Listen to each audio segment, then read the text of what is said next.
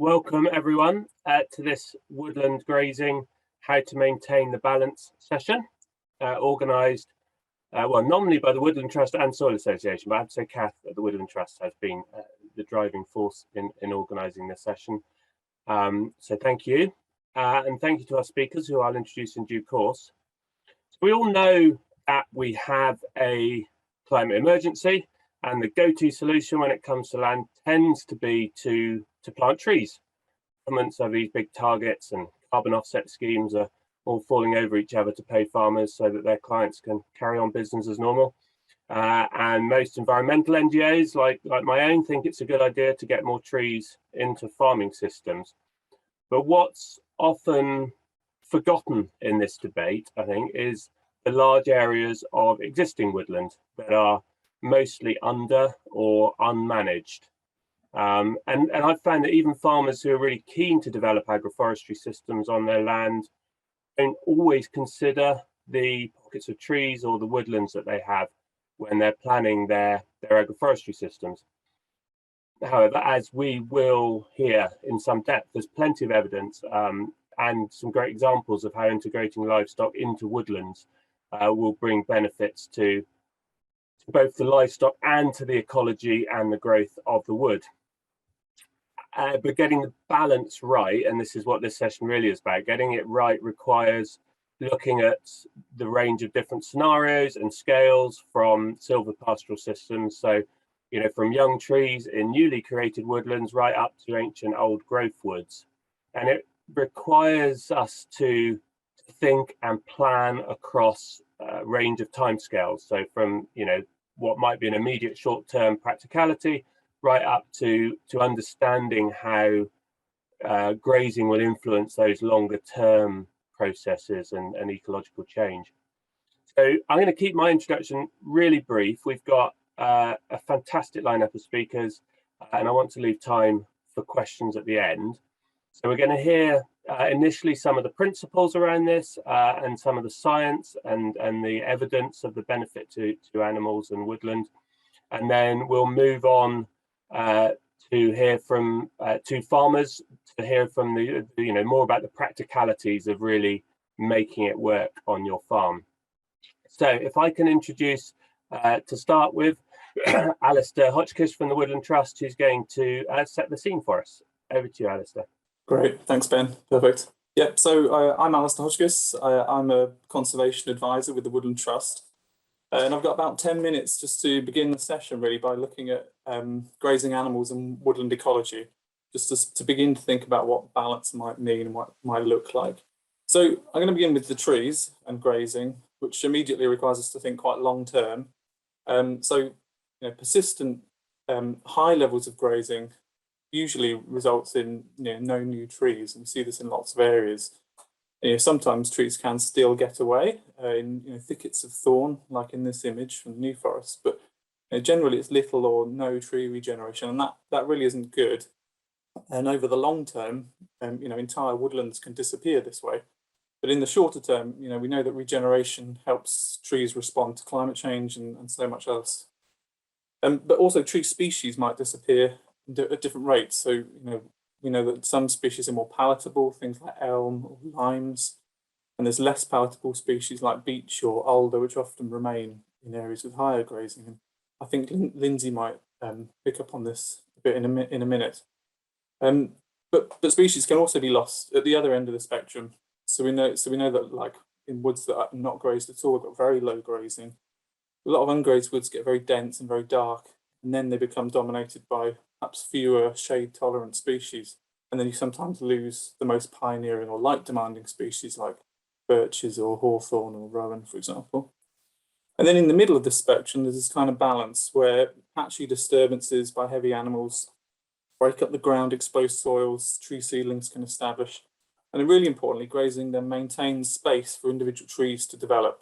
So over the long term, it's the space that's required for individual trees to get old. So we know that storms and other kind of events in woodlands generally don't maintain gaps and glades for long. And our oldest trees, our ancient trees, tend to have survived best in the areas of the UK where grazing animals have been the main real land focus, and the management of trees has been much more limited. Then onto the sort of field layer plants. The sensitivity of the sort of wildflowers and ground flora will be very different depending on whether you're in a very rich ancient woodland site, which has perhaps not been grazed or very low grazing for centuries, versus maybe a new woodland creation site on a former pasture, for example. So it's really important to understand the starting point of any project or any site, and then think about what might change with grazing. But again, there's this sweet spot in the middle where grazing animals can maximise the diversity of vegetation and plants and help move seeds around. A lot of woodland annuals, but also perennials like violets, they all rely on patchy disturbances to establish, particularly in vegetation which can otherwise get really dominated by vigorous species like bracken and brambles, for example. But there are some woodland plants which are very sensitive to persistent heavy grazing, and they might be lost, like bilberry or wood rushes or angelica. And grazing the same area for a long time can then start to create grassier woods, and then you get often tighter swards, which may then limit the regeneration of new plants and new trees. So in Wales, where I'm based, many woods were fenced out from sheep pasture because there were no young trees developing. But the consequences, with no livestock and very few deer in this area, very dense thickets of young trees, holly and bramble all really increased. And that was really to the detriment of the lichens and the mosses, for which Welsh woods are globally important. As a really general rule, lichens like some light, and bryophytes, or the mosses and liverworts, kind of like the humidity of shadier woods. But even then, without any grazing, bryophyte diversity can also reduce as much more robust plants dominate the ground. But high levels of grazing, again, can also be an issue. So it's also worth mentioning, in addition to here, ammonia impacts. I think it's one hot topic, particularly for lichens. Background ammonia levels are already sky high in many areas, and then nitrogen can get added more through feed and mineral licks, which are all urea based. But interestingly, it's possible that animals browsing on tree leaves, like willows, may actually produce less ammonia. It's a really interesting area. The last example for sort of thinking about different aspects of the woodlands is other wildlife, birds, insects, and that's again varied. Like the other examples, there are extreme effects at either end. Declines in songbirds of kind of dense understory, like nightingales and song thrush, are kind of linked to high herbivory and particularly deer impact. But low grazing might benefit some of those wildlife associated more with dense cover, with humidity or thick leaf litter, for example. But I think the thing is, there's always some winners and losers on this spectrum.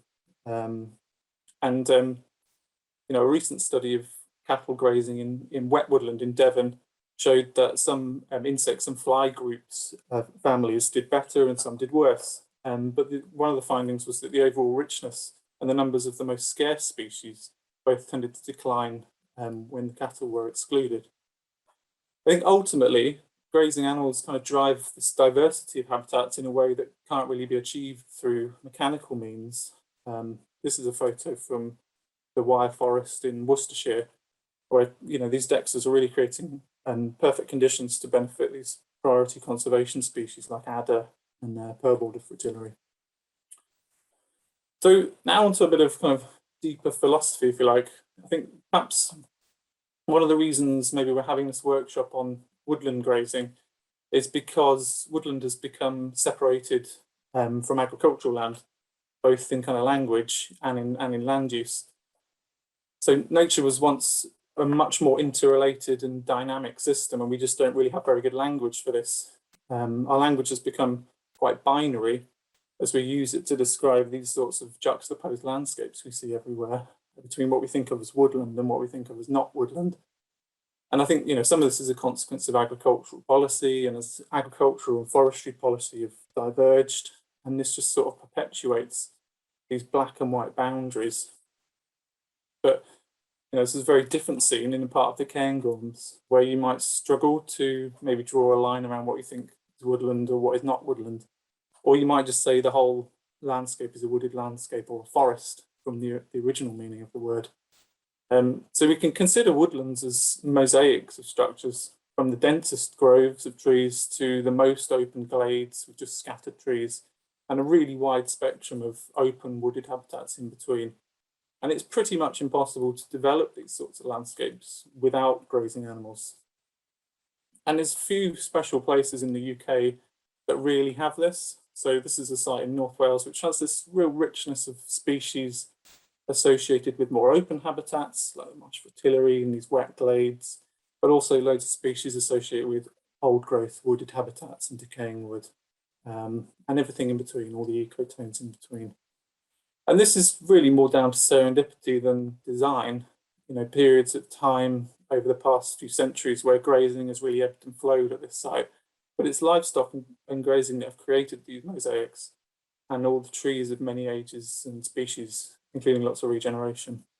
But so wild grazing animals really shaped our natural treescapes, landscapes for millennia, and perhaps resulting in similar mosaics to the previous two slides I showed. I think to achieve some kind of balance means to sort of think about livestock grazing as mimicking natural processes.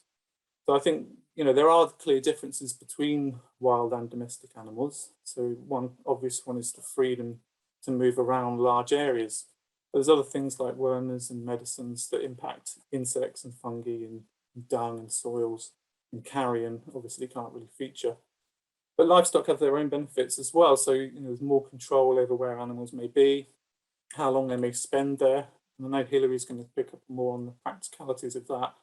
But it means thinking about timings and variation, from light grazing extensively for a long time to short, heavy pulses. And it might mean allowing even long periods or even years with little or no grazing at all in some areas. And perhaps this is the biggest step to moving to thinking about woodland grazing as a natural process rather than a land use. And I think it might mean achieving things within or as part of local communities networks rather than just about individual ownerships and landholdings possibly. I think one other obvious thing to consider is just the existing herbivore impacts, the wild deer pressures already in lots of woods, and also just to think about what different animals do differently. That was a really rapid run through, but brings me to the end of my bit. Just to finish, really, we know that the UK's woods are not in a great shape, but our State of UK Woods and Trees report revealed that just 7% of native woodland is in a good ecological condition. And linked to this are declines in woodland wildlife. So we know woods need more structure, more glades, and more large old trees in them. And I think domestic livestock could have a really good role in improving all of these. I think maybe focusing less on the trees and more on the animals could help restore biodiversity and help new woodlands more diverse for nature. And you're going to hear from others now that this could bring benefits not just for woodland health, but for the health of animals and as part of productive systems. Yeah, I hope that was useful. Thanks for listening. Great, thank you so much, Alastair. That set the scene beautifully. And as you rightly said, we're going to move a little bit from how the animals help the landscape, and Lindsay's going to talk us through in a bit more detail about how trees will benefit the health and well-being of animals. So over to you, Lindsay. Yeah, thanks, Ben. Yeah, so I'm a senior researcher at the Organic Research Centre, and this presentation is going to focus on the health benefits of offering animals meaningful access to trees. So before I talk about the trees, I want first to make the point that health is more than just the absence of disease, and it encompasses three major aspects, which are physiological health, emotional health, and the ability to act and react in a species appropriate way.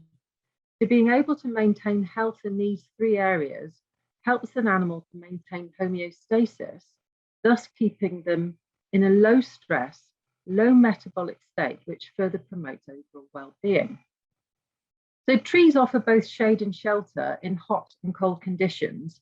And this slide illustrates that with both cold and heat stress, heat production increases and without relief causes increasingly high levels of metabolic stress.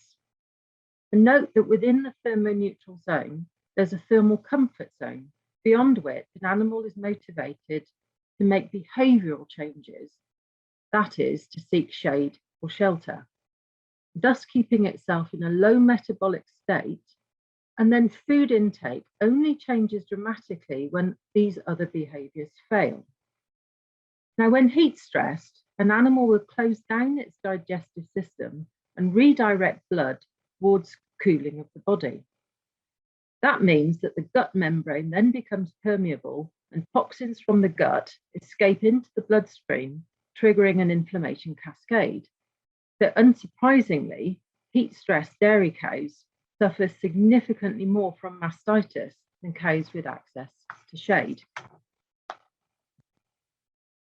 In terms of emotional health, living among trees increases social cohesion and reduces aggression among herd mates. In cattle, social licking increases significantly compared to when on open pasture, lowering the heart rate of the recipient cow, which further reduces their stress. Now, of course, being able to rub off external parasites helps to manage skin health, but the very act of rubbing also helps to reduce heart rate, much in the same way that social licking does. And furthermore, the removal of dead hair and dead skin can help with temperature regulation. Now, since poor nutrition can itself be the cause of disease, sources of good quality feed should be considered alongside what we traditionally consider as medicine. In both senses, browse can be offered as a meaningful addition to the diets of all of our domesticated livestock, and so understanding how they access browse is important. In terms of browse height, this is around 1.2 metres for sheep, 2 metres for cattle, and because of their agility, a height limit is not set for goats. As for time of day, for cattle at least, the tendency is for them to fill their gut with grasses and forbs at the beginning and at the end of the day, and to be more selective in the middle of the day. So browsing will typically occur during this period. When considering basic nutrition levels, the leaves of trees and shrubs compare very well to grasses and forbs that have grown in the same environment. Now, this particular analysis was carried out early last century, but the basic point still holds true. And all of the analysed species here outdo both meadow hay and red clover in both carbohydrate and fat content. And for crude protein levels, red clover only exceeds that in rowan leaves. A more up-to-date piece of research on protein content with a wider selection of tree species, and this time comparing them to alfalfa and ryegrass, paints a similarly positive picture. Though note that mulberry leaves are the star source of protein here. What alfalfa and ryegrass don't contain, however, is condensed tannins, and we now know that their inclusion in the diet can protect a proportion of the high-quality protein from the rumen bugs, thus increasing its value to the host animal. And the condensed tannins also play an important role in managing gastrointestinal parasites, and sheep with heavy burdens have been observed shifting their feeding preferences to tannin-rich plants, and they've been able to reduce their burden by up to 50% this way. With much deeper roots than pasture plants, trees have superior access to nutrients, including minerals, which then become available to the browsing animals. In this analysis, I've highlighted good sources of a few minerals that help to maintain healthy bones, blood, and skin. Elm is high in iron, goat willow is high in phosphorus, ash is a good source of magnesium, and osier willow is also a good source for calcium. Osier willow, note, is an outstanding source of zinc, which helps to keep the skin healthy and functioning as a frontline defense against disease. Note, however, though, that not only do the leaves of different tree species contain differing levels of minerals, but that these levels can fluctuate between both geographical site and across the growing season. So although generic guidelines are useful, these may well differ at ground level. In the UK, with a few exceptions, most of our native and naturalised tree species are edible and safe for livestock to browse on. though their attractiveness as a source of browse is not equal across species, and as Alastair noted, beech and alder rank fairly poorly, though the reasons for their low palatability are not yet clear.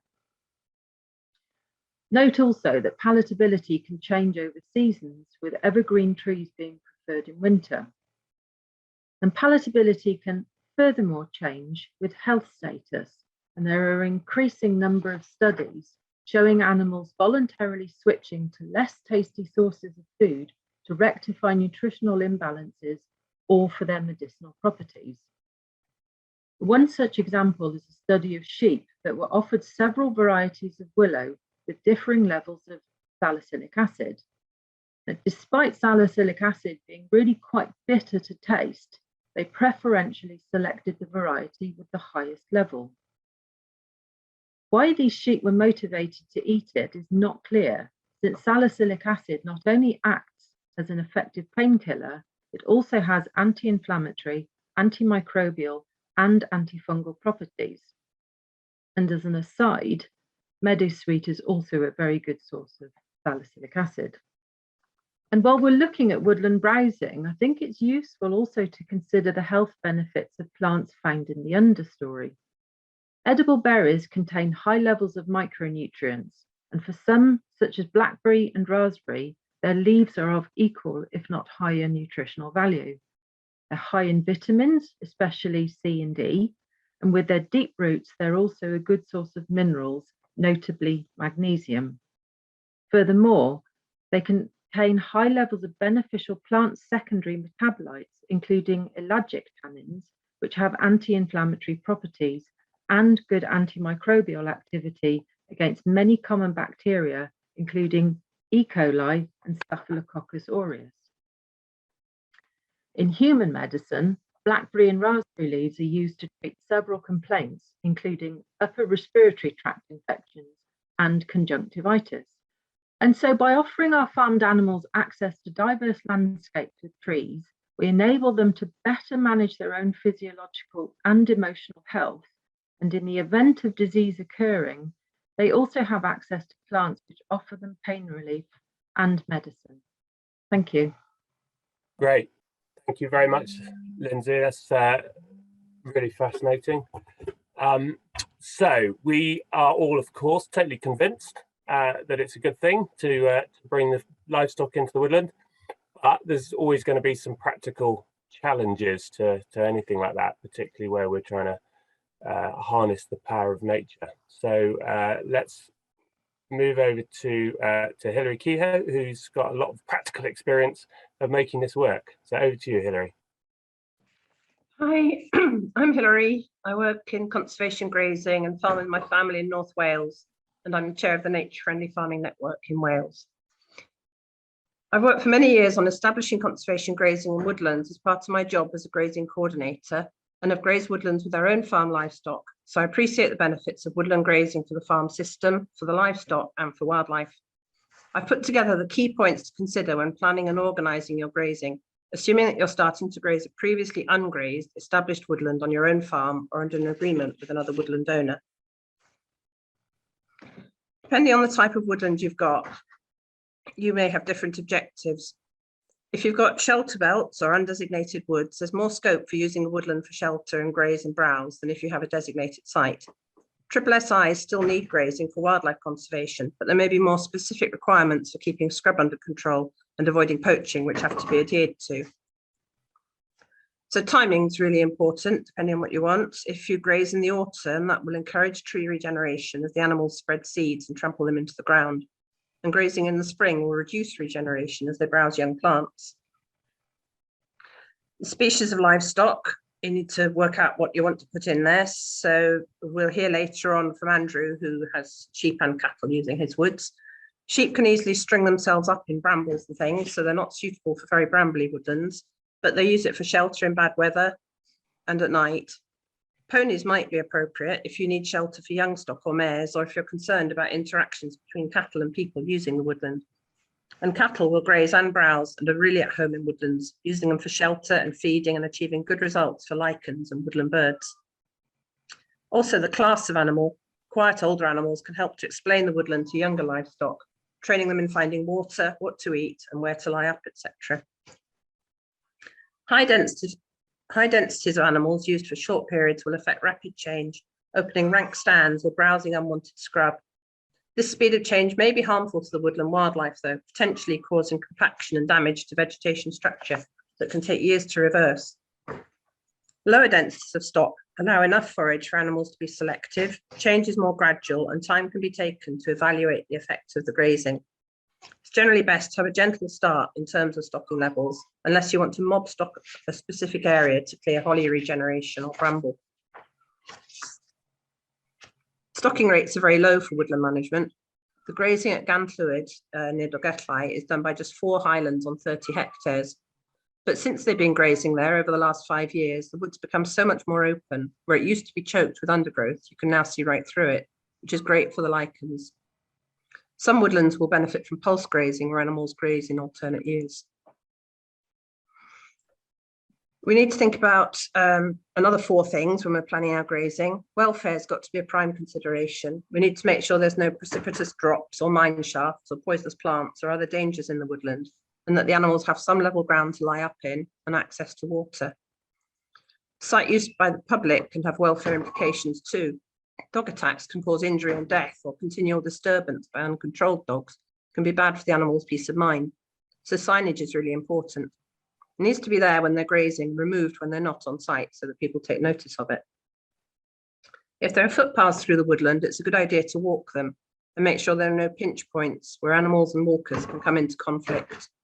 Cutting escape lines through the scrub and scallops in the vegetation along the path edge so that animals can move out of the way is a good idea. It's best to choose quiet animals for grazing sites where there's public access and avoid putting freshly calved cows out until they're settled. Then you need to think about your farm system. How does the woodland fit into it? Calving in woodlands is really valuable, as we'll hear from Andrew later, and integration with other nearby sites for year-round grazing might be possible. Maybe you want to graze store cattle or dry cows in the woodland, or winter sheep, or use the grazing as a unique selling point for selling wildlife-friendly produce. They're all things that you might need to consider. And then you need to think about infrastructure, fencing, water and handling, and position of gateways, which we'll deal with in more detail in a minute.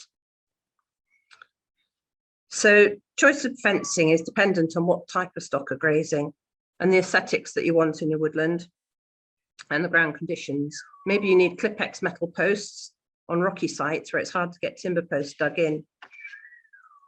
The fencing needs to be appropriate. Are you keeping farm livestock in or excluding wild animals? So just go back one. So this fence is a wildlife permeable fence installed for the Celtic Rainforest project in North Wales. And this is keeping the cattle in and allowing the wildlife through.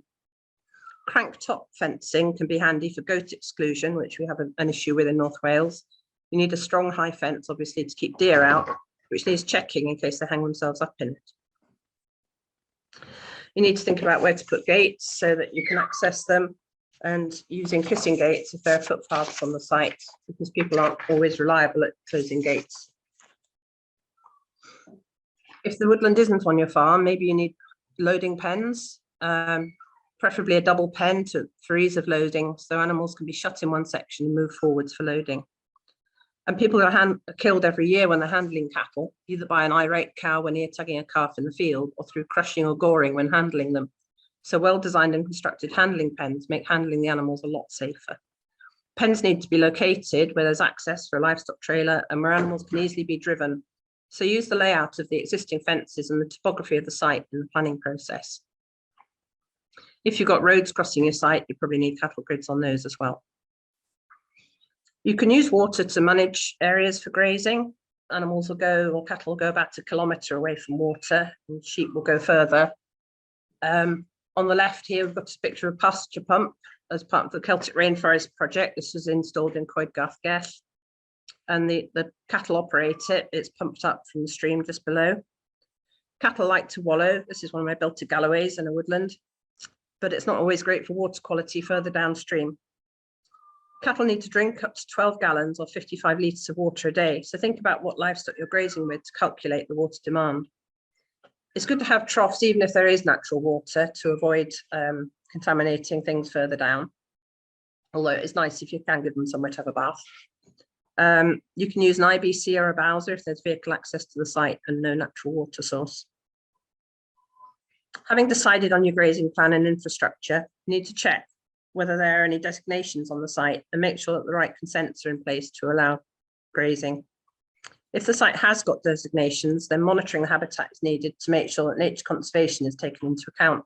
So that can be planned in with the relevant government body, which is Natural Resources Wales in Wales and the appropriate equivalent in Scotland and England.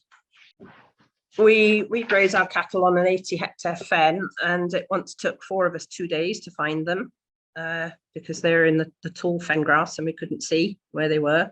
And when we did find them, they were absolutely fine. I was looking for bodies by the time we got there.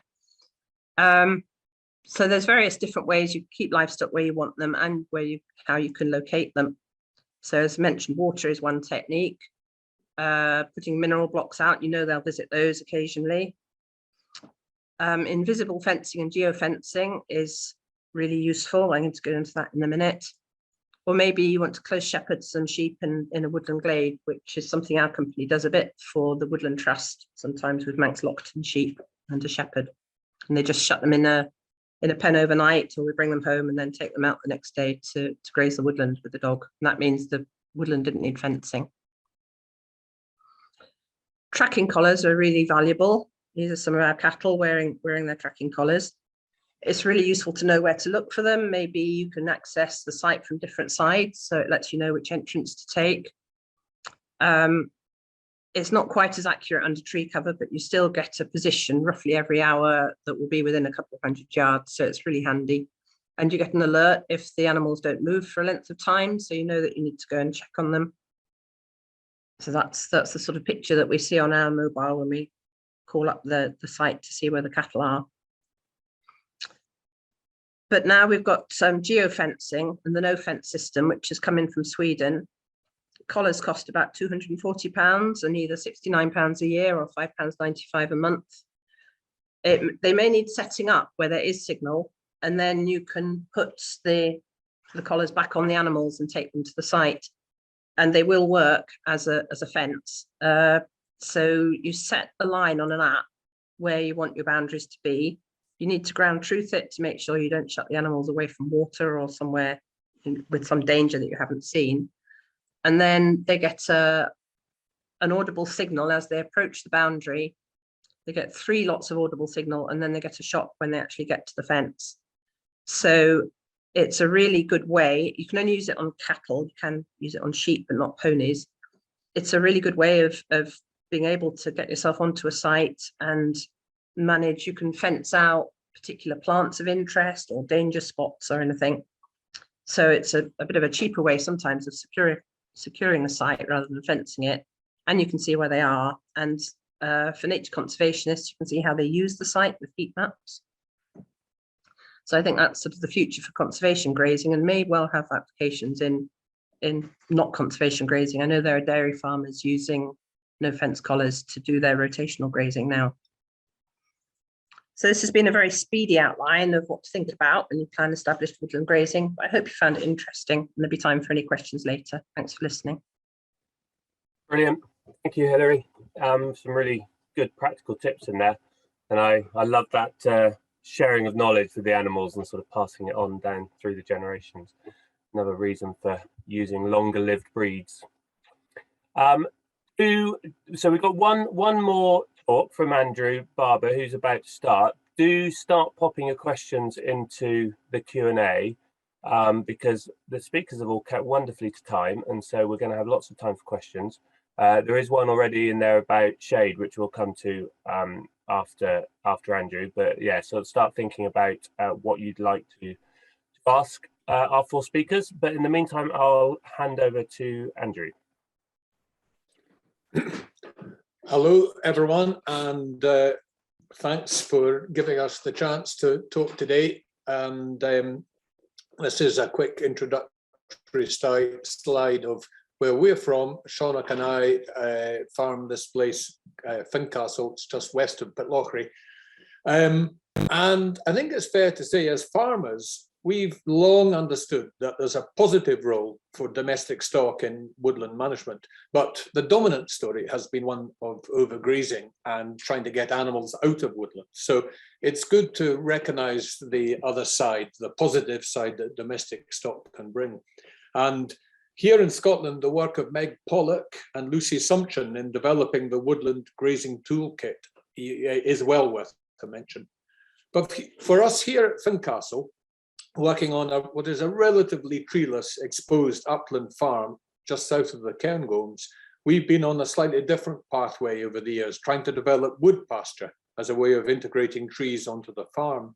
And from our point of view, there are many reasons why integrating trees and livestock makes sense for carbon, for biodiversity, etc.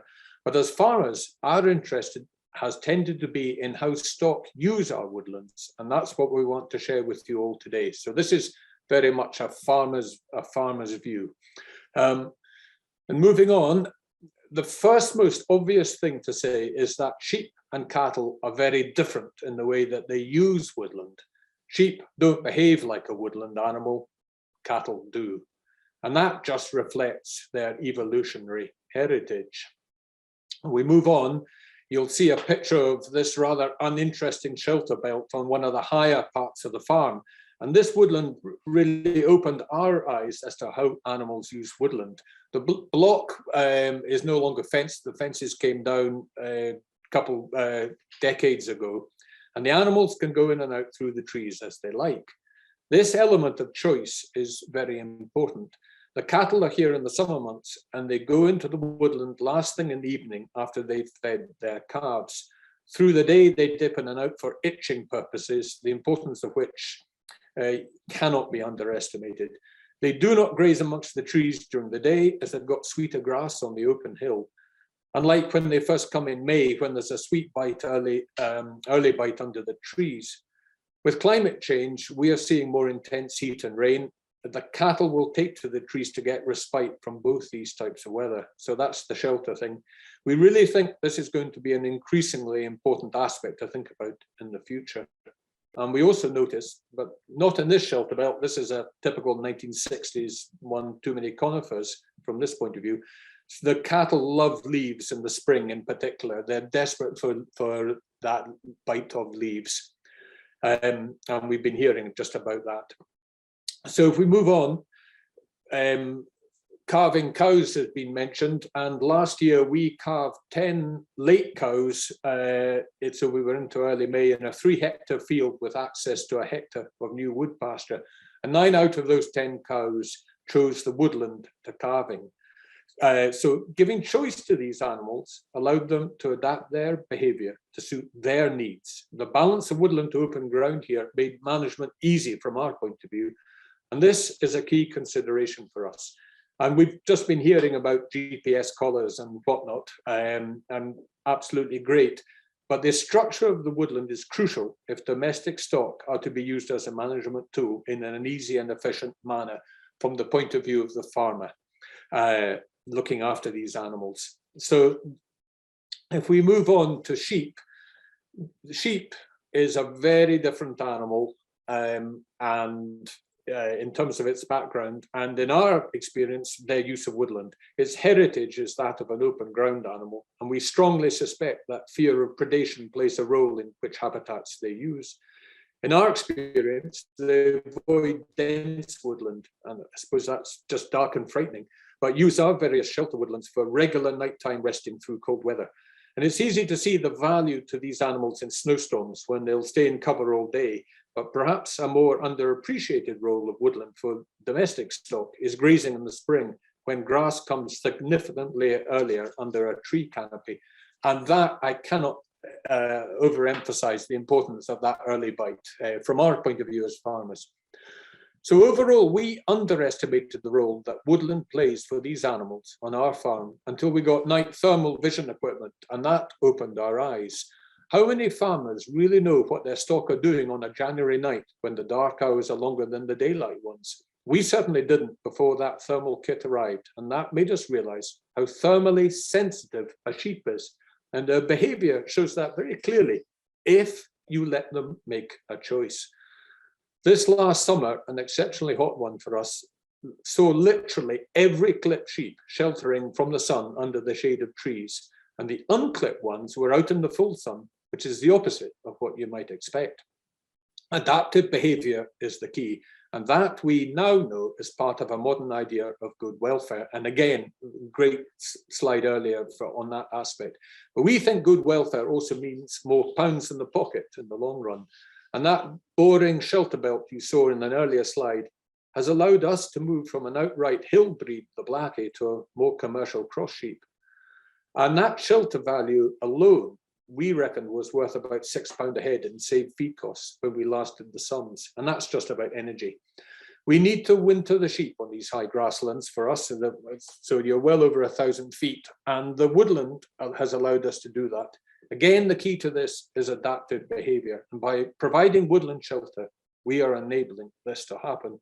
So we see this through a welfare prism. It's a welfare issue. For us, any grazing management system needs to take this into account. And that's something that some of these highly controlled paddock systems seem to fail at, in our view. But overall, you can say about sheep, it's less suited to a woodland ecological role from a farmer's point of view. They're less happy in many woodland situations. And the conventional view anyway is, I suppose in conservation terms, is their smaller size and selective grazing habits mean they're less suited to conservation grazing. Moving on though, I'd like to talk about managing animals in the context of two plants which are very common across both lowland and upland marginal land situations. Such as you see here, Barenic Farm on the side of Loch Tummel, we've just taken on this ground. And I'm referring to Bracken and gorse, and we've already heard mention of Bracken. Both plants maintain a type of ground shade which has kept a semblance of woodland cover in many otherwise bare upland farms. Both have a definite value in conservation terms, but both present problems for the farmer and the conservationist. But as we see it, somehow both plants give the farmer an opportunity as well as a challenge, and mirror some of the issues that conventional woodland presents to the livestock farmer. And of course, we've got both plants in abundance here. So moving on, Bracken first. Here's a slide from that land we've just taken on. And I suppose this is a good example of what Alastair was talking about earlier. The grazing balance has been wrong. Dense stands of bracken have shaded out any grass on this 40-hectare block of hill land. The ground is too rough to cut the bracken, so that option's not there. Now, at the bottom of the hill, it's a monoculture, while higher up the hill is busy overshading the heather. But some bracken is needed for the pearl-bordered fritillary, which is a common species here. But bracken is just about all that there is. Looking at it from a farming point of view, that's certainly the case. How to reduce but not eliminate the bracken is the question in our minds. The situation has arisen because the farming system moved from a cattle-based one in the 1950s and the 60s through to a sheep one in the 1980s, and sheep have dominated since. But there's nothing much here for cattle now, very little grazing value, and why should the cattle bother to bash the bracken down if there's nothing to draw them in? And to do maximum damage to bracken, the cattle need to be here in late June and July. So if someone asked us to put in our cattle into this type of woodland, we would be reluctant. But we want to do something here because this is a birch stand that's dying on its feet. Doing nothing might appeal to some rewilding kind of purists, but it's not going to lead to a richer environment, either for wildlife or for farming. But we know more trees will partially shade out the heavier stands of bracken. And we think that very fact might be used by us to, so we can get some trees away. The stock won't get drawn into these areas, and that might allow us to get trees with protective tubes established here without too much damage from the stock. Should we be planting new trees here first to help control the bracken before thinking about using stock as a management tool? Or should we winter feed cattle in here to try and poach up the ground a bit and get some birch seed in and a new generation of birch trees away? Doing nothing, as I've said, doesn't seem like a recipe for a good outcome. So lastly, moving on to the slide of whins, gorse rather, whins we call it in this part of the world, and they present slightly different problems, but there's some similarities. Our sheep will eat it in the hardest winter. They did this time last year, But it's not normally good news for us, as it reduces grass availability in its inevitable spread. And it can be a problem for the conservationist, as it is often found invading species-rich grassland. And that's a big issue in this part of the world. We used to allow our cattle to calve amongst these stands of gorse that you see in that left-hand picture, until we had a cow who calved twins in the middle of this stuff and who wouldn't bring them out. And it was a bit of a nightmare, which ended well, but underlines the ease of management as a concern for the livestock farmer, particularly around the time of calving. So like bracken, we see trees as a long-term answer to this plant. Trees will shade out this species and encourage a more diverse ground flora under their canopies. And we're seeing that already with some rounds, about the one species that seems to generate into this kind of ground. And you can see that already. So we've been augmenting that with oak and other species, and just using cheap secondhand protection products, like that hedging little quill you see on the right there, to try and get the trees away. But if you're a conservation manager or woodland manager, looking to bring in someone's stock into woodland to manage for some desired outcome, don't be surprised if the farmer is reluctant, if all you have is gorse or bracken in your more open areas. So in conclusion, our message is that giving access to woodland is broadly good news for livestock farmers, and the planning for that is a must for the livestock farmer. But that woodland structure is crucial in this issue. Mosaics of woodland and more open ground is a very desirable form of land use from the livestock farmer's point of view, and also is broadly good news for biodiversity. So let's encourage that type of land use. And that takes us down the land sharing route. And you can tell what side of the fence we sit in regarding that. Land sparing, as is the term, doesn't seem to be good news for animal welfare. And its welfare, in our view, should be a major driver in our land use decisions, not an afterthought. And with that, I'll hand you back. Thanks very much. Thank you very much, Andrew. If I can get all of the panelists just to turn their videos back on. So we have got a few questions coming in. I might start, just because, Andrew, you touched on it with the bracken, particularly around this issue of shade. So there was a question around what the optimum density of woodland grassland is, and I did share one paper that I've seen in the past which actually showed a lot of species, grass species and forest species third, even up to sort of 50 and more % shade. Then it sounds as though there's then a particular challenge with maybe some of those invasive species like bracken where that might not be a good idea. But has anyone got any thoughts about, you know, if is there an ideal, or is it, as Alastair was saying at the beginning, is it all just about having this range of growth and mixes and stages of growth? How do you balance all of that out? Shall I give a quick answer? I was talking about it, well, from our point of view, and scale is terribly important here, but if you're talking about big scale, for us, and looking at it from a livestock point of view, I would be looking at about a 1-to-3 ratio of woodland to more open ground habitats, if you're looking at it from a farming and a livestock point of view. And that would be a very desirable mix on a big sort of land holding kind of scale, you know, large scale. And obviously in as you come down in size, then your balance might change quite considerably. But that sort of balance, I think every upland farm in Britain could have pretty much 25-30% woodland and not lose anything from either productivity point of view or any other, would be gaining indeed. But that's at a larger scale. Others might have it'd be interesting to hear the view on smaller scale. Any other thoughts? Hilary, what about in your experience in Wales? Is that similar, or are you looking at denser plantings? Well, I think we're looking at, well, it varies. Everywhere is different, isn't it? But I met a dairy farmer once who was really glad about ash dieback because he didn't want his cows standing under the trees and not eating, because he felt they should be eating all day, whether it was sunny or wet. And I think that's, well, everyone here has said today that's a big mistake, because they're not optimizing their health if that's what they're doing. And I think there's a lot more people now who feel that shelter belts and shade is is a lot more important. I would say on a smaller farm, you can't really go 1 to 3, but you could probably go 20% woodland around your farm. And there's always options for sort of having quite shaggy hedges and wider hedges with a few trees sort of coming out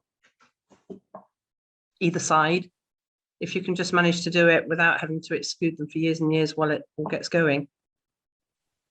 Yeah, I think it's a really interesting one. I think, like, just really what I was saying in my talk, really, about how woodland is very sort of separated from agriculture, and I think lots of planting schemes and grants have sort of taken land out of production, out of agricultural systems, to become woodlands and planted at 2,500 trees per hectare in a kind of forestry style. I think, I hope in the coming decade, this will become a lot more blurred, and there'll be more opportunities to create new woodlands and new wooded landscapes that involve and include animals, and that density and how open it is will be a lot more variable, and that sounds like that will benefit both from a nature recovery perspective and a value to the animals and the farm.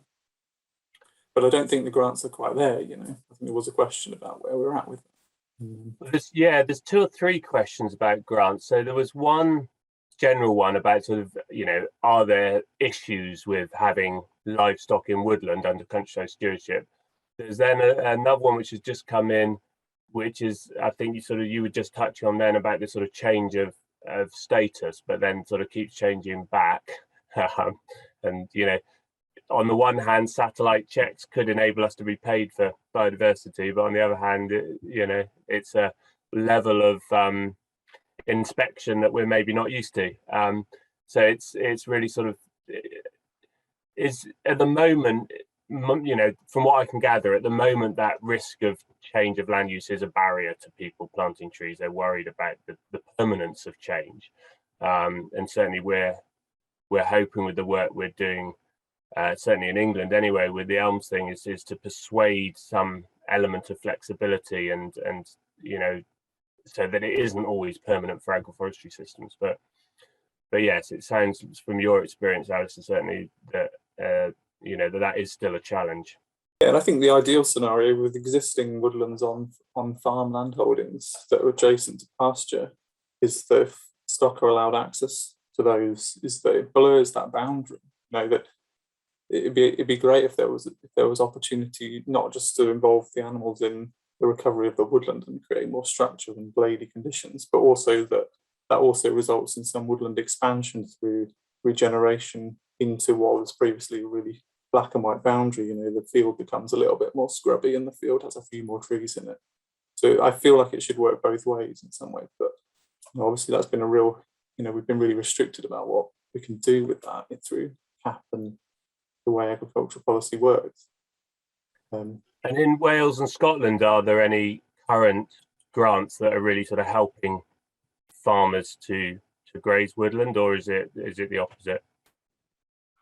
I think, the Woodland Trust has got grants for woodland establishment, haven't they, now, which are really useful, but I don't know if they're always involving fencing it out initially. Maybe Catherine knows more about that. And I know that Welsh Government is looking at allowing grazing in woodlands under the new scheme that they're looking at. But currently, glass-tier agreements very often are for grazing excluded. So there's going to be a big queue of woodlands waiting to be grazed as soon as glass-tier finishes. And Andrew, I know in Scotland for a while there were grants for excluding and bringing stock in at certain times of year, weren't there? Is that still available? To be honest, I'm not quite certain, because the last I looked, there was a woodland improvement grant for doing that, but the conditions of meeting it and the monitoring and all the rest of it is quite onerous, so pretty off-putting from a farmer's point of view. And the balance of payments in Scotland has gone entirely to woodland creation. So the hurdles to participate in management payments are quite high now, and that's been deliberate on part of the grant people here. So I'm not 100% certain as we sit here today, because we've been changing the grants, but in the past, yes, there certainly have been. Yeah. And there's a comment from Donna Gillies, actually, it says they're on an agri-environment scheme in Scotland, which does include woodland grazing. So they sound like there are some opportunities, at least. Okay, so there's a couple of questions around pest and disease, I guess, really. So there's one which is there an increase of a risk of an increase in flies or biting insects when you've got more trees? And then there's also one with issues around lameness in cattle or sheep when introducing stock to woodland. And then can stumps and leftover cuttings from brash be an issue? Lindsay, have you got thoughts on that? Are you nodding there? It sounds like you had a question before.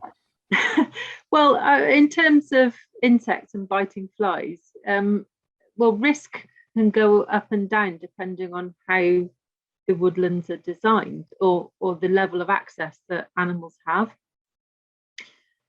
So, of course, trees are attractive to all forms of wildlife, which includes what we term as nuisance insects in livestock terms, at least.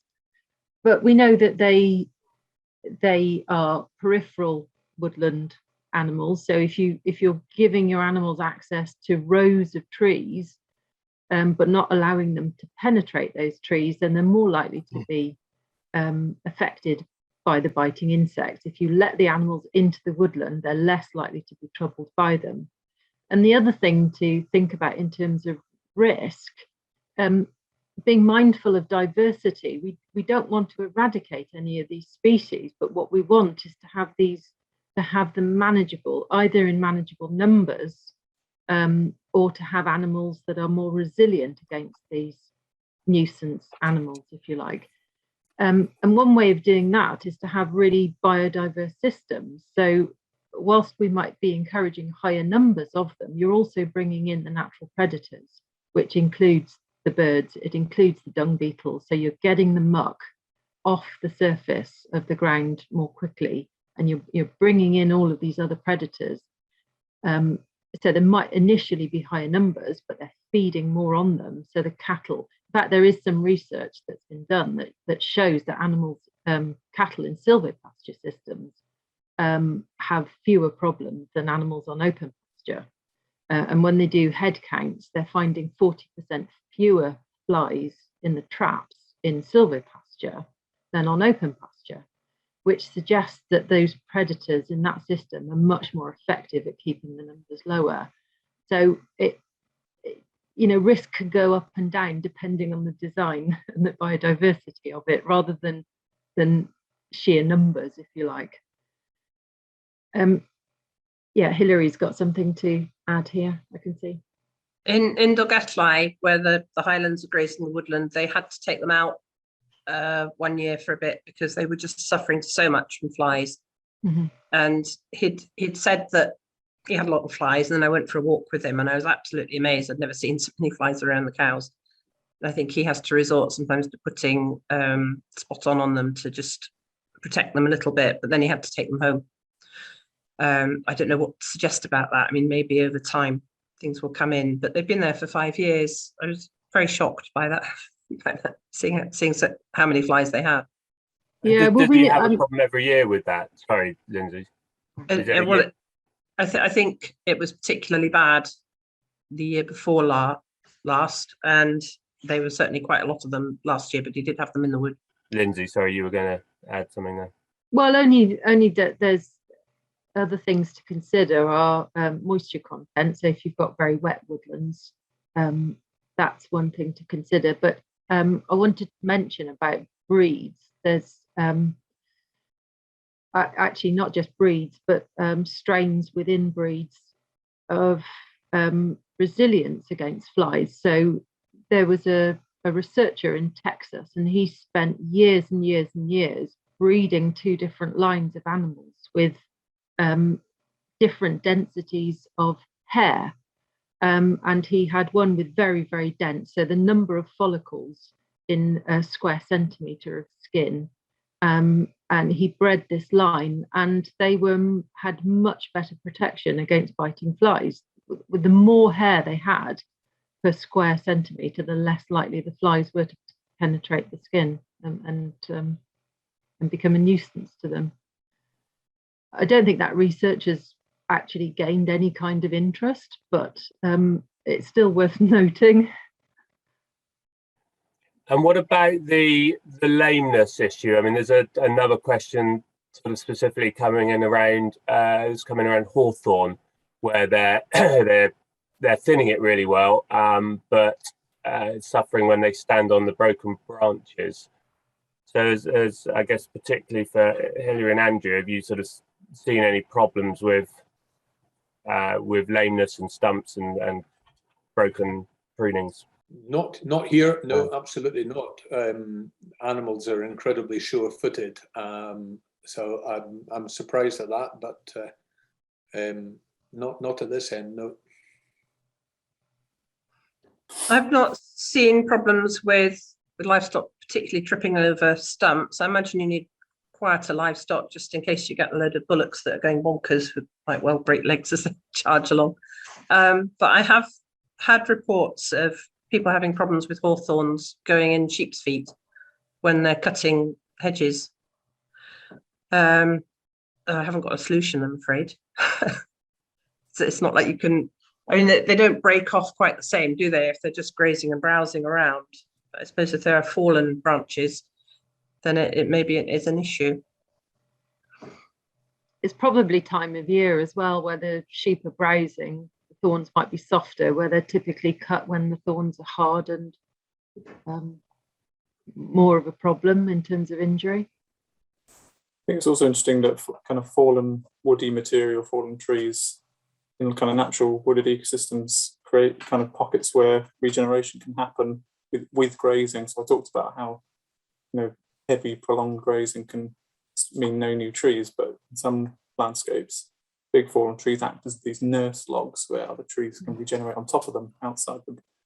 So, decaying wood obviously has immense value for lots of things, but it could be important to have these structures in woods as places where cattle or other animals don't have so much access to, and more trees can get away then. In terms of hoof health, though, it might also be worth thinking about the animals themselves. So, we know we've got some breeds that've got better hoof health than others. Certainly for higher yielding animals, there's been less selecting for healthy hooves, healthy udders, those kinds of things, although they're catching up now. It depends how the animals are fed. So if they're having high concentrates, then the hoof health is likely to be lower.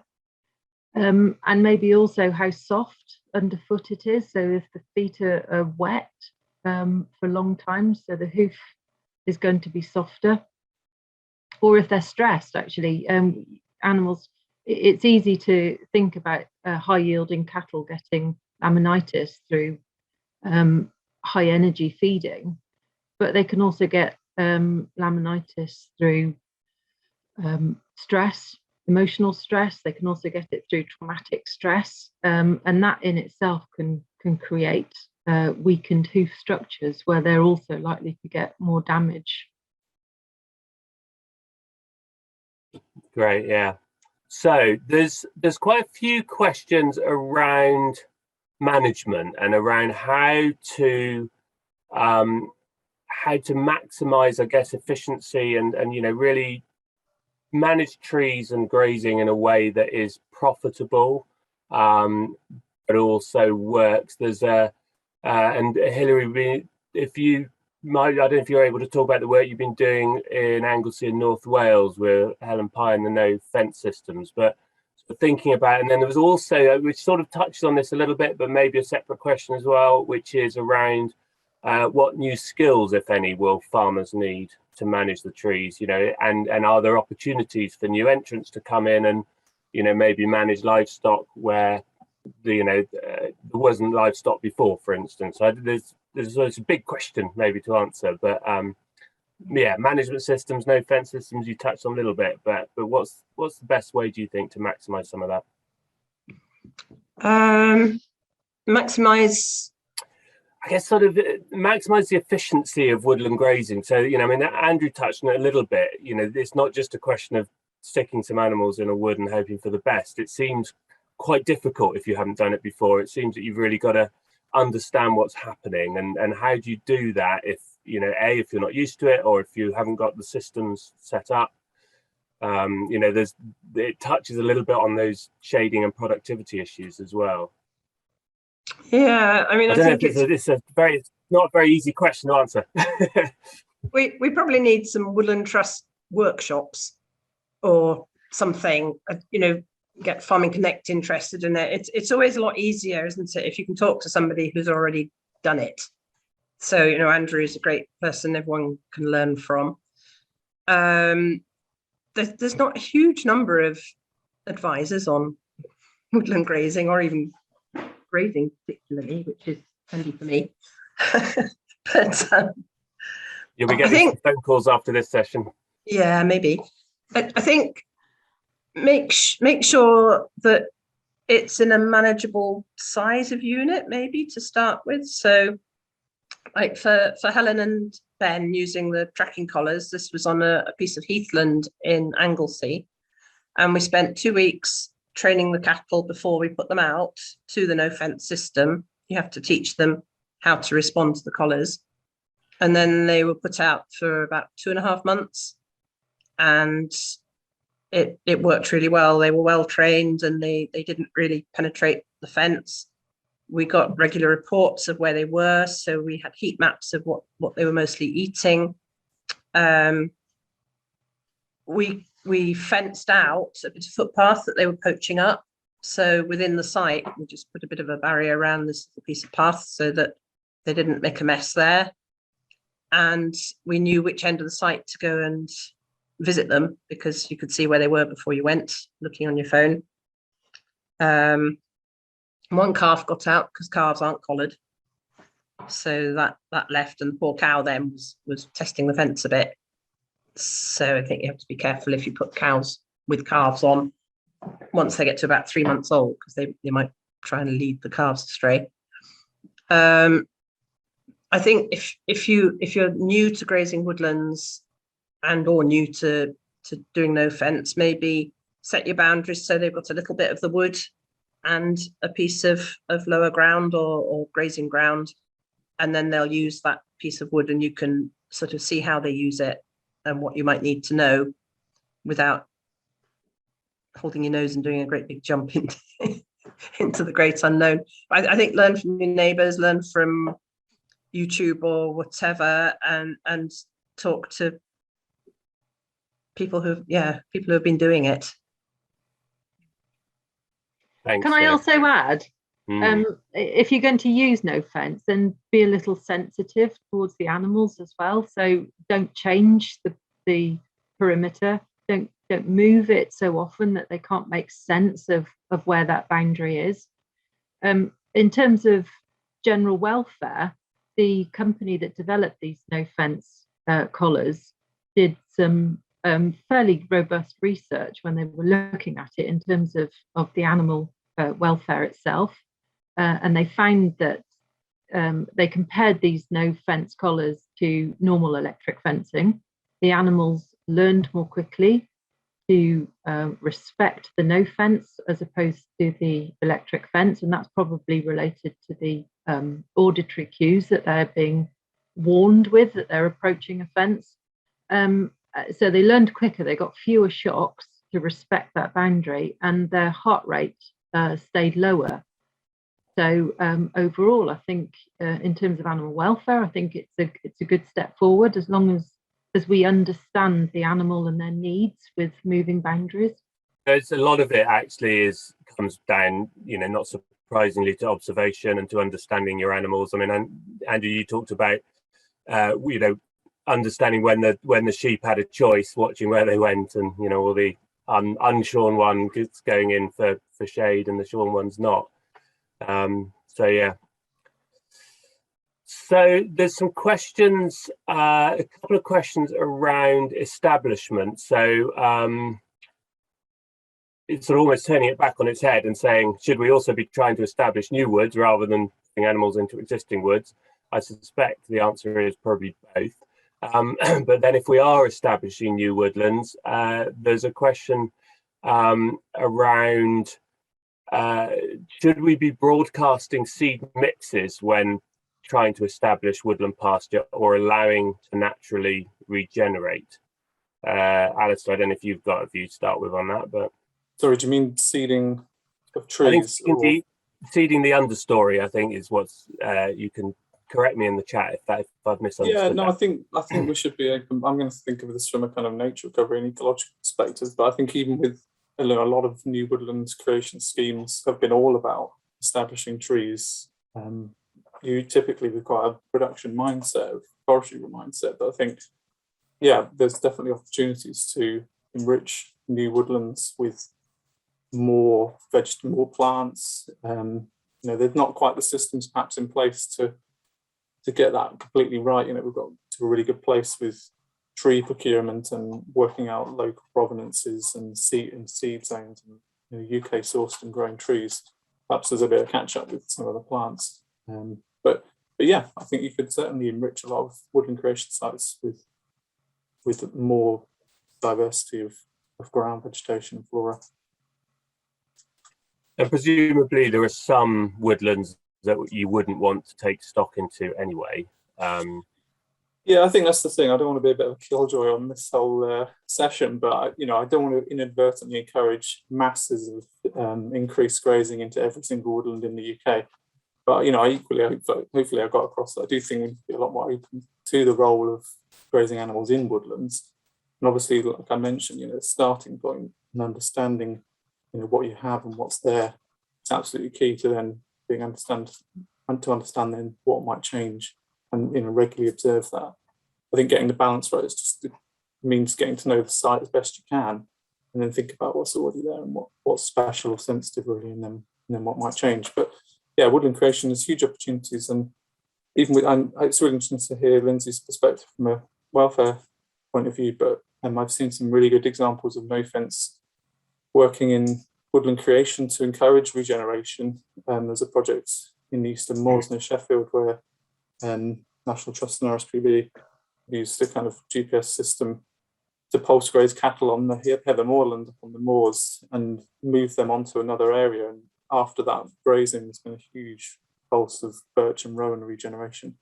But the stock might then never go back into that area again for perhaps another decade or more once the trees have already established. But the process of them moving around what is hundreds of hectares of moorland may really help this whole landscape regenerate and recover as a kind of more treed moorlands. Yeah, that's interesting. A farmer near Cirencester was telling me that they planted up. They wanted to experiment with sowing acorns directly.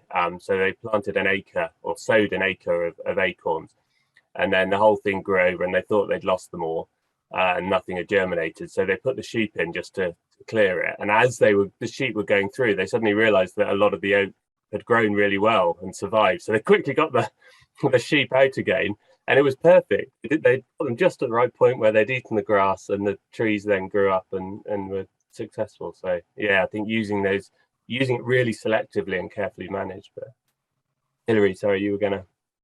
Just a point about woodland understories. It's a really good point, because people are planting woodlands, and a long established woodland or an ancient woodland you can identify, can't you, by the plants that are in the understory. So what we sometimes do in our own business is grow on seeds from understory plants in local woodlands, harvest the seeds and grow them on, and then put them in patches in the new woodlands, so that you've got some woodland understory plants in there, because it takes them a long time. Unless you've got lots of adjacent woodlands, it can take a really long time for the understory plants to get in there. So you have to check your designations and your allowances, but I understand that it's fine to save the seeds and grow some seedlings and put in patches. And if you put a square metre in every 50 square metres, then that's a starting point, isn't it, to spread understory plants. And then grasses that will come in will be grasses that can deal with the woodland. I don't think you can particularly sow woodland understory grasses, but it's probably worth looking at places like Emmersgate and seeing if they've got anything like that, any sort of mixes like that, because you won't get if you're sowing a ryegrass field with trees, you're not going to get the ryegrass back. You're going to want fescues and Yorkshire fogs and things like that, aren't you? It's maybe worth coming in at this point to just put a hand up for wood pasture as a very particular type of habitat, as is understood by countries like Sweden and various other places, which is in effect woodland edge, and is very valued in itself. And it's that mix of, particularly when grown on long rotation, so you have veteran trees, that mix of specialist species that grow on the trees and the more herb-rich, unimproved pasture roundabout that creates that very, very rich habitat. So trying to recreate pure woodland everywhere, it's a bit like having Sitka spruce woodland that is doing one job and doesn't have, no worries about the lack of ground flora underneath. Or this wood pasture is doing a different kind of job from conventional woodland. So we should be alive to the possibility of establishing new areas of that, as well as enlarging and looking after our more traditional woodland. So there's a danger, as Alastair was saying, of falling into this dichotomy. It's either woodland or it's open, and it's the bit in the middle that's, to our eyes, is so interesting and attractive, as Seonag is saying here, and attractive to the animals. Yeah.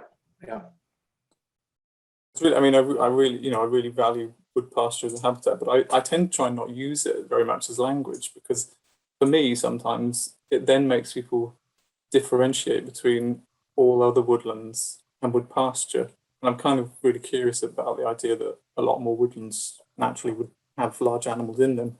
And I find sometimes it makes it more difficult to justify new grazing projects into ancient woodlands or woodlands that, don't have that wood pasture kind of label or mindset. Do you know what I mean? Don't know. You're absolutely right.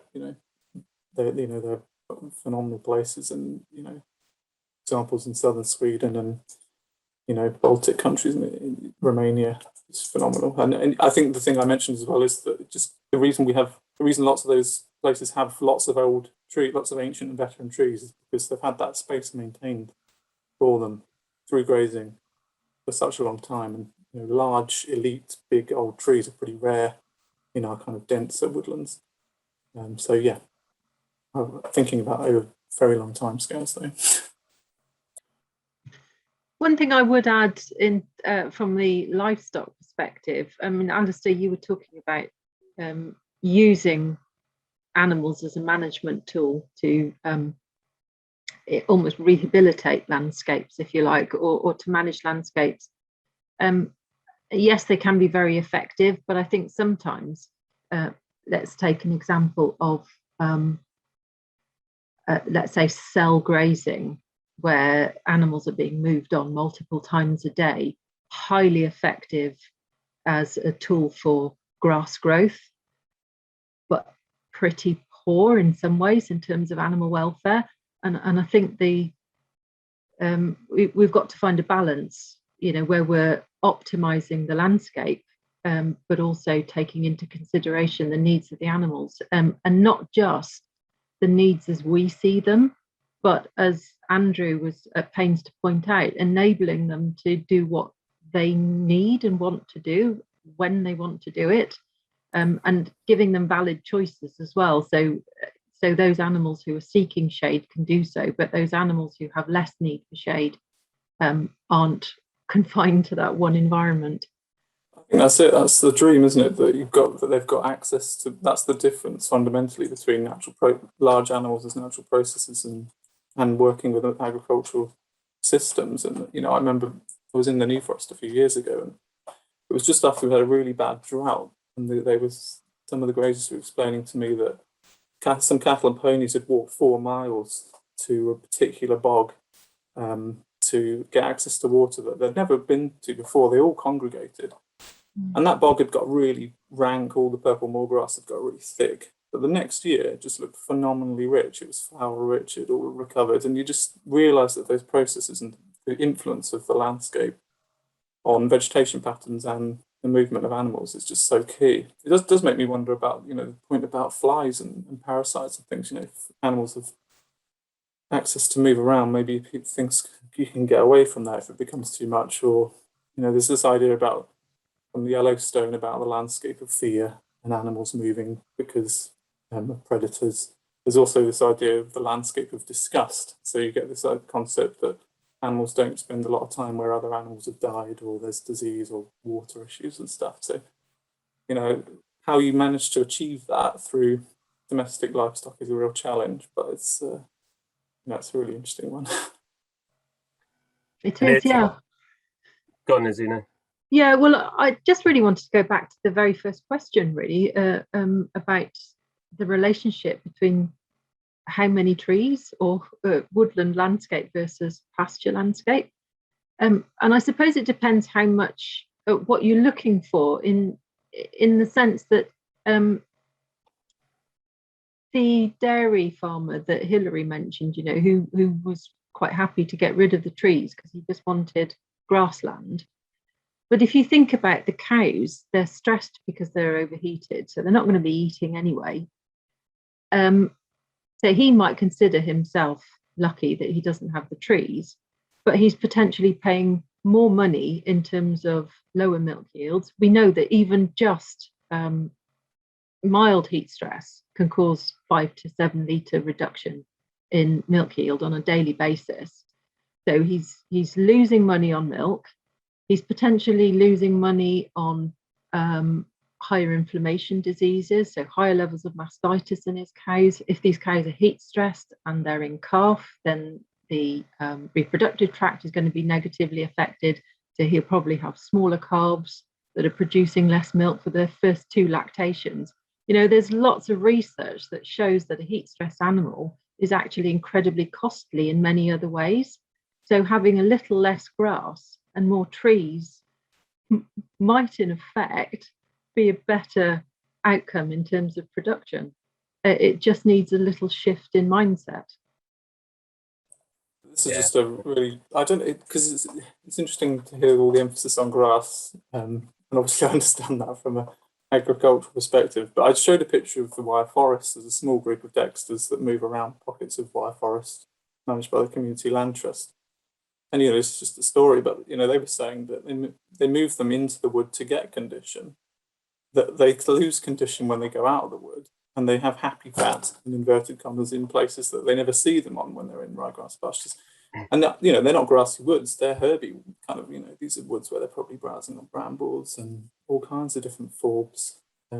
So, I don't know, it's just this interesting emphasis on the grasses, whereas perhaps as we should look at all the vegetation and what it all does for animals. I think that's a really good point, and we've reached pretty much the end. So that's a nice wrapping up. And I think it comes back to me. That's why agroforestry in a way is so powerful, because it removes some of those barriers between what is a woodland, what is farming, what's a hedgerow, what's a tree, and it allows you to think, I think, more freely and to farm, truly holistically, to really think about every type of plant as part of your farming system. There's still some questions and some really good comments and thoughts in the chat which we haven't had a chance to get to, but thank you for all of them. It's been a really good session. A couple of things really I think that stood out for me is obviously taking the long view, so understanding long-term changes that you might have from any management system, the opportunities in there both for improving woodland and for improving livestock productivity and welfare, some real opportunities around some of these remote tracking systems and using technology to reduce costs or improve welfare, and making the most of that. I love the learned behavior thing with the cattle. I've heard it from Lindsay in terms of diet, but it's really interesting to hear it in terms of that movement as well. Andrew's £6 a head saved on feed costs. If you're a farmer, that's got to persuade you, hasn't it? If nothing else.